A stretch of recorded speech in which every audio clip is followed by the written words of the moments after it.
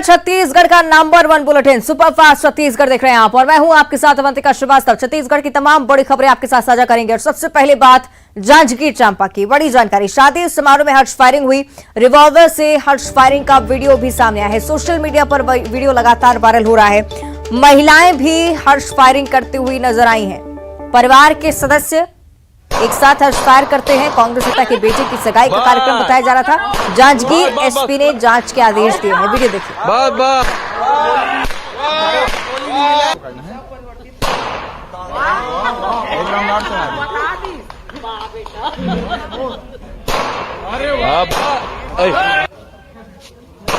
कांग्रेसी तो जैसे कानून व्यवस्था को अपने जूते की नोक पर रखते हैं। अभी आपने जैसा बता रहे हैं कि जांजगीर में जिला उपाध्यक्ष ने अपने घर की शादी में हवाई फायरिंग की। पूरा परिवार इसमें सम्मिलित रहा और दुस्साहस देखिए कि उस फायरिंग की घटना को बकायदा सोशल मीडिया पर डाल के जारी करते हैं। ये क्या समझते हैं कि क्या कानून व्यवस्था इनकी जेब में है, इनकी बांदी बनकर रखी गई है? इन्हीं कांग्रेसियों के इन्हीं रवैये के कारण प्रदेश में अपराध अपने चरम पर है। हत्या, बलात्कार, लूट खसोट, इसमें पूरे देश में दूसरे नंबर पर हम हैं। खुले आम अपराध यहाँ पे हो रहे हैं। ऐसा लग रहा है जैसे अपराध की फ्रेंचाइज।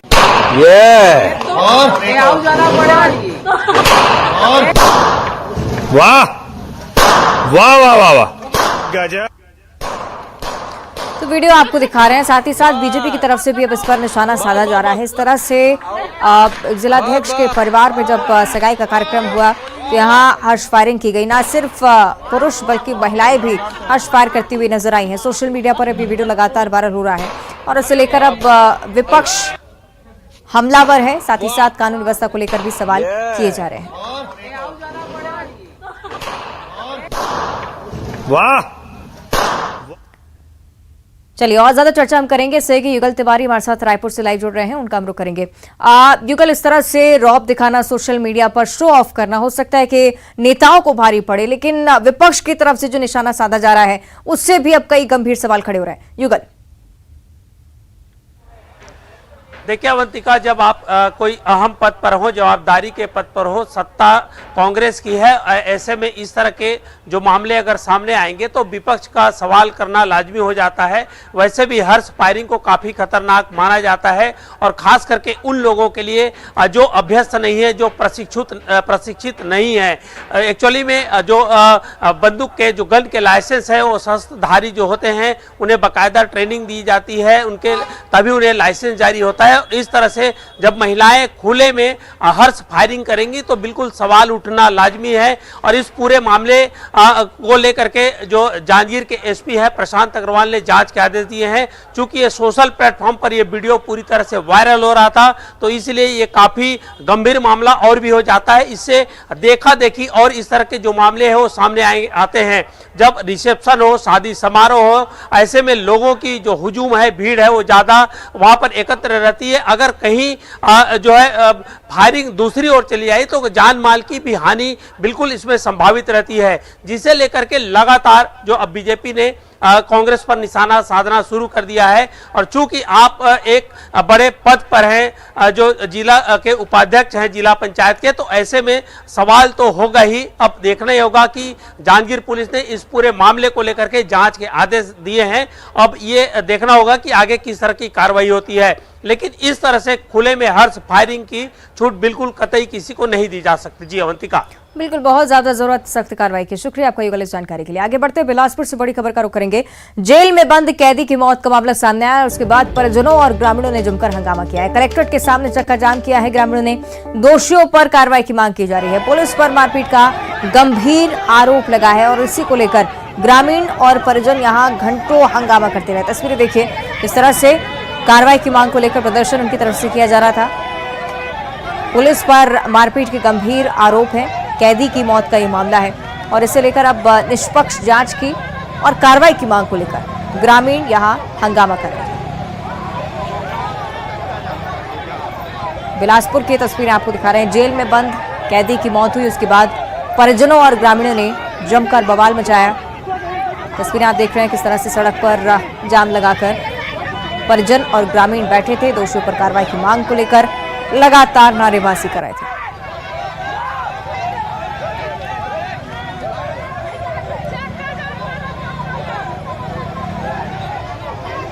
पुलिस मौके पर पहुंची, उसके बाद लोगों को शांत करवाया गया। यह आश्वासन दिया गया कि कार्रवाई होगी, साथ ही साथ निष्पक्ष जांच भी इस मामले की होगी। लेकिन उससे पहले परिजनों ने किस तरह से हंगामा किया, रोड जाम रखी कई घंटों तक, उसकी तस्वीरें आपको दिखा रहे हैं। आवाजाही में भी आम लोगों को काफी परेशानी हुई। तो कैदी की मौत का मामला यहां से सामने आया था और मारपीट का आरोप पुलिस पर लग रहा है। इसे लेकर ग्रामीण और परिजन सख्ती से कार्रवाई की जांच की मांग कर रहे थे। सही कि विनोद हमारे साथ ज्यादा जानकारी के लिए जुड़ रहे हैं। विनोद, क्या है पूरा मामला और क्या कार्रवाई का आश्वासन अभी तक? विनोद, मेरी आवाज पहुंच रही है आप तक? जी अवंतिका, कार्रवाई को लेकर क्या कुछ कहा गया अभी तक? देखिए अभी कुछ देर पहले जो परिजन है और ग्रामीण है उन्होंने काफी बड़ी संख्या में कलेक्ट्रेट के सामने धरना दे दिया था, चक्का जाम कर दिया था और उनकी मांग थी कि मुआवजा दिया जाए मृतक के परिवार को और साथ ही जो दोषी हैं उन पर कार्रवाई की जाए। चूंकि दोपहर में ही एसपी ने इस मामले की जांच के लिए कह दिया है और चूंकि ऐसे मामले जब जेल में इस तरह की बातें होती है और संदिग्ध परिस्थिति में मौत का मामला आता है तो वैसे भी न्यायिक जांच की धारणा है और न्यायिक जांच के लिए निर्देशित कर दिया गया है। उसके बाद इंतजार किया जा रहा है कि न्यायिक जांच की जैसे ही रिपोर्ट आएगी उसके बाद अगली कार्यवाही की जाएगी। फिलहाल मुआवजे के बाद जो चक्का जाम किया था ग्रामीणों ने उनको शांत कराकर वापस भेज दिया है। जी ठीक है, शुक्रिया आपका विनोद इस जानकारी के लिए। और अब गरियाबंद से बड़ी खबर है। मंत्री शिव कुमार डहरिया के सामने कांग्रेस नेता ने नाराजगी जाहिर की है। नेता लगातार राजीव युवा मितान क्लब सम्मेलन के दौरान नाराज होते हुए नजर आए। साथ ही साथ कांग्रेस जिलाध्यक्ष को मंच नहीं मिलने से कांग्रेस नेताओं ने नाराजगी जाहिर की। राजिम माघी पुन्नी मेले का अवसर था। युवा मितान सम्मेलन का आयोजन यहां पर किया गया था। मंत्री शिव डहरिया यहां पर पहुंचे थे। नाराज नेता बोले प्रोटोकॉल का यहां पर पालन नहीं किया गया। मंत्री के मनाने के बाद कहीं जाकर पूरा मामला शांत हुआ।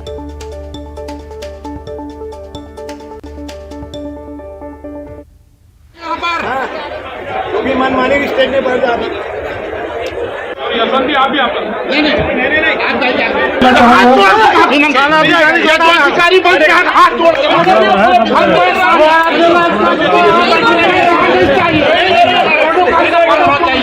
प्रोटोकॉल का पालन तो होना ही चाहिए।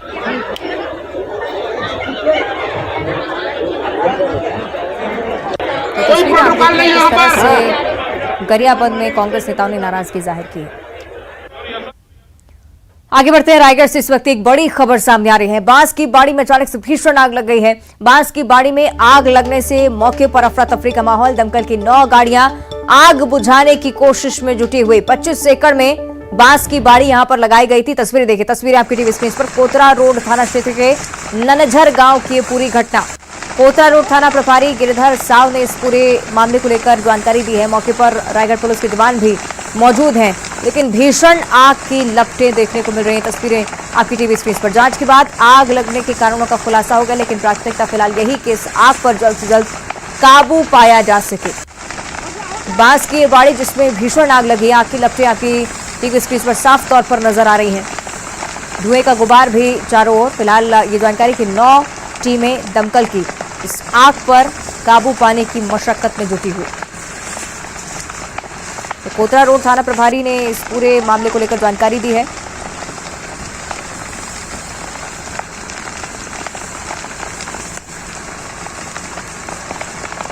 सहयोगी हरपाल हमारे साथ ज्यादा जानकारी के लिए जुड़ रहे हैं। हरपाल, क्या कुछ स्थिति फिलहाल मौके पर? जी अवंतिका, पुलिस और दमकल की गाड़ी लगातार मौके पर पहुंची हुई है और दमकल की 9 गाड़ियां आग बुझाने का प्रयास कर रही है। अभी भी आग पर पूरी तरह से काबू नहीं पाया जा गया है। बता दें, जैसे जैसे गर्मी बढ़ती है बांस के जंगलों में आग का खतरा बना रहता है। ये जो घटना हुई है ये कोतरा रोड थाना क्षेत्र का है। कोतरा रोड थाना क्षेत्र में 25 से 30 एकड़ में बांस और काजू बाड़ी बनाया गया है, जहां पर बांस की खेती की गई थी। ये लंबे समय से बांस की खेती की जा रही है, जहां पर छटाई नहीं हुआ था। इस वजह से जो है घर्षण के कारण अभी तक आग लगने के बाद जो है सामने आ रही है। फिलहाल जब आग पर काबू पा लिया जाएगा उसके बाद ही जो सही कारण है उसकी जानकारी मिल पाएगी। अभी मौके पर कोतरा रोड थाना प्रभारी, कोतरा रोड पुलिस और रायगढ़ के जो पुलिस के विभाग के अधिकारी हैं वो मौके पर मौजूद है और लगातार जो है फायर ब्रिगेड के माध्यम से आग बुझाने का प्रयास किया जा रहा है और आग पर अभी काबू नहीं पाया गया है। आग जो है लगातार धधक रही है, इस वजह से जो है आग बुझाने में दिक्कतें आ रही हैं। फिलहाल जो है अधिकारी यह पुष्टि कर रहे हैं कि किसी भी तरह की जनहानि तो नहीं हुई है, लेकिन लाखों के नुकसान की बात अभी तक स्पष्ट हो सकती है। फिलहाल आग बुझाने का प्रयास किया जा रहा है और जैसे ही आग पर काबू पा लिया जाएगा उसके बाद जांच की जाएगी और कारणों का पता लगाने का प्रयास किया जाएगा। जी अवंतिका। बिल्कुल, कारणों का अभी तक खुलासा नहीं हरपाल, लेकिन इस बात का आप जिक्र करें कि पहले भी इस तरह की घटनाएं ऐसे सामने आ चुकी हैं। उस दौरान क्या कुछ कारण रहा था? जी, इससे पहले भी रायगढ़ के कई क्षेत्रों में जो है जंगलों में आग लगने की घटना जो है सामने आई है।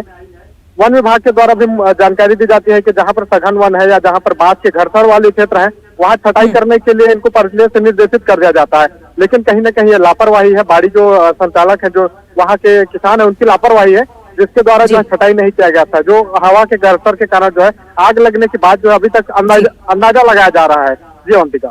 ठीक है, शुक्रिया आपका हरपाल इस जानकारी के लिए। और अब बलरामपुर से बड़ी खबर मिल रही है। विस्फोट से 2 ग्रामीण झुलसे हैं। दोनों ग्रामीणों की हालत गंभीर बताई जा रही है। एक घायल व्यक्ति को अंबिकापुर मेडिकल कॉलेज रेफर किया जा चुका है। मामले की जांच में रामानुजगंज पुलिस लगातार जुटी हुई। तो ये बड़ी जानकारी, विस्फोट की वजह से 2 ग्रामीण बुरी तरह से झुलस गए हैं। बलरामपुर से खबर है, दोनों की हालत गंभीर है, अस्पताल में इलाज चल रहा है।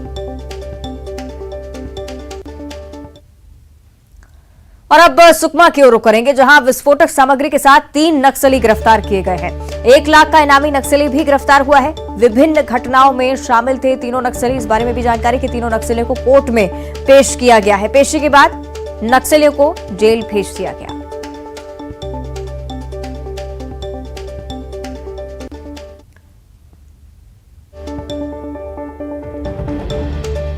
आपको बता दें कि विस्फोटक सामग्री के साथ 3 नक्सलियों को यहां पर गिरफ्तार किया गया। गिरफ्तारी के बाद सीधे जेल की सलाखों के पीछे 1 लाख का इनामी नक्सली भी इसमें शामिल है। और अगली बड़ी खबर बीजापुर से। बीजापुर के सीएमएचओ सुनील भारती निलंबित किए जा चुके हैं। 16 पदों पर अवैधानिक नियुक्ति मामले में निलंबन के आदेश जारी हुए हैं। अपर सचिव राजेंद्र सिंह गौर ने आदेश जारी किए हैं। जांच में दोषी पाए गए थे। 16 नियुक्तियों को पहले ही प्रभारी सीएमएचओ ने निरस्त किया है।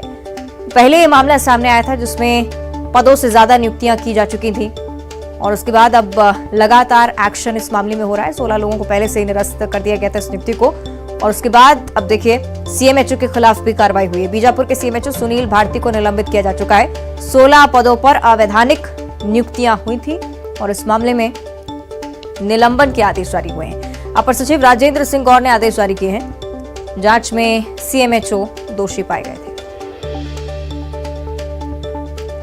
16 नियुक्तियों को पहले से ही निरस्त किया जा चुका है।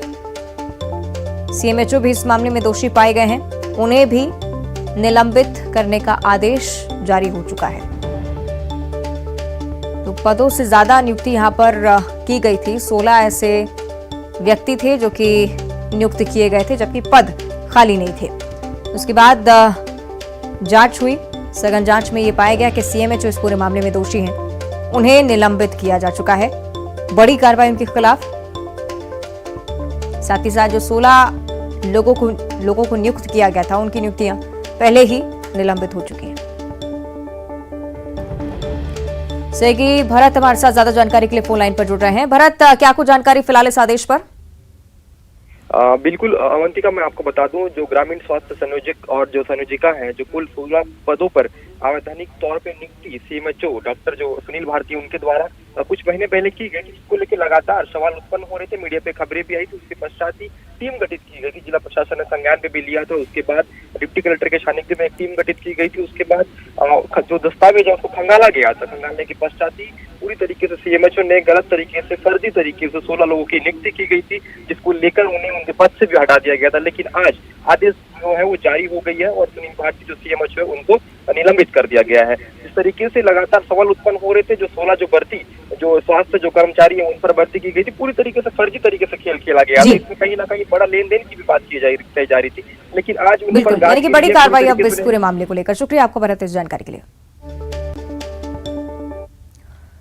और अब दुर्ग से बड़ी खबर है। करोड़ों की चोरी का मास्टरमाइंड अब गिरफ्तार हो चुका है। दुर्ग पुलिस ने आरोपी को गोवा से गिरफ्तार किया है। 3 किलो सोना और 25 किलो चांदी के साथ ये व्यक्ति गिरफ्तार हो चुका है। दुर्ग एसपी अभिषेक पल्लव ने इस पूरे मामले का खुलासा किया है। आरोपी अक्षय भैसारे के खिलाफ नागपुर में 41 केस दर्ज है। करीब 2 करोड़ 25 लाख का सोना चांदी सामान बरामद किया गया है। दुर्ग के आदर्श नगर में 5 फरवरी की रात को चोरी हुई थी। पीड़ित पूर्व मंत्री बृजमोहन अग्रवाल का ही रिश्तेदार है। सीसीटीवी में ये पूरी घटनाएं कैद हुई थी। उसके बेसिस पर कार्रवाई की गई। आरोपी तक पुलिस पहुंची।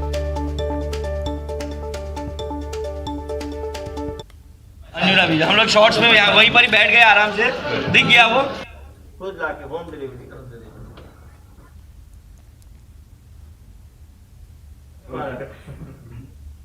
और अब रायपुर से बड़ी खबर है। रायपुर पुलिस की बड़ी कार्रवाई सामने आई है। जमताड़ा गैंग के 5 आरोपियों को गिरफ्तार किया है। व्यापारी से ठगी की थी इस पूरी गैंग ने 14 लाख की ठगी की वारदात को अंजाम दिया गया था। एनीडेस्क ऐप के माध्यम से ठगी की पूरी वारदात को अंजाम दिया जा रहा था। झारखंड राजस्थान के रहने वाले सभी आरोपियों के पास से 150 सिम कार्ड मिले हैं, जबकि 11 एटीएम कार्ड इनके हवाले से जब्त किए गए हैं।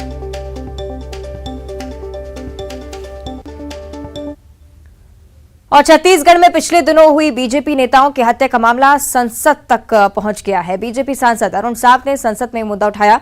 उन्होंने कहा कि छत्तीसगढ़ में बीजेपी नेताओं की टारगेट किलिंग हो रही है। उन्होंने केंद्र सरकार से बीजेपी नेताओं की सुरक्षा के लिए राज्य सरकार को निर्देश देने की मांग की है। साथ ही मामले की निष्पक्ष जांच की भी मांग की गई। अरुण साव ने कहा कि हम बीजेपी नेताओं की शहादत व्यर्थ नहीं जाने देंगे। प्रमुख पदाधिकारियों को लक्ष्य करके ये टारगेट किलिंग 4 प्रमुख पदाधिकारियों की पिछले 1 महीने में हुई है। ये राजनीतिक षड्यंत्र है भारतीय जनता पार्टी के खिलाफ। ये राजनीतिक षड्यंत्र है। राज्य की कांग्रेस सरकार राज्य के लोगों को सुरक्षा देने में पूरी तरह से फेल साबित हुई है। हमारे लोगों से सुरक्षा वापस ले ली गई है। ये छत्तीसगढ़ को रक्त रंजित करने का प्रयास हो रहा है। छत्तीसगढ़ महतारी के इन 4 सपूतों का शहादत व्यर्थ नहीं जाने देंगे। मैं इस सदन के माध्यम से निष्पक्ष जांच की मांग करता हूं और भारत सरकार से आग्रह करता हूं, राज्य सरकार को निर्देशित करे कि छत्तीसगढ़ की जनता के जान के रक्षा करे। ये लोकतंत्र की हत्या बंद हो, ये राज्य सरकार को निर्देशित करे और स्वतंत्र एजेंसी से इसकी जांच कराई जाए। बहुत धन्यवाद। तो आप देख रहे हैं किस तरह से अरुण साव ने ये प्रमुख मुद्दा उठाया। हालांकि इससे पहले सीएम भूपेश बघेल इस बात का ऐलान कर चुके थे कि खास सुरक्षा व्यवस्था बस्तर के नेताओं के लिए की जाएगी।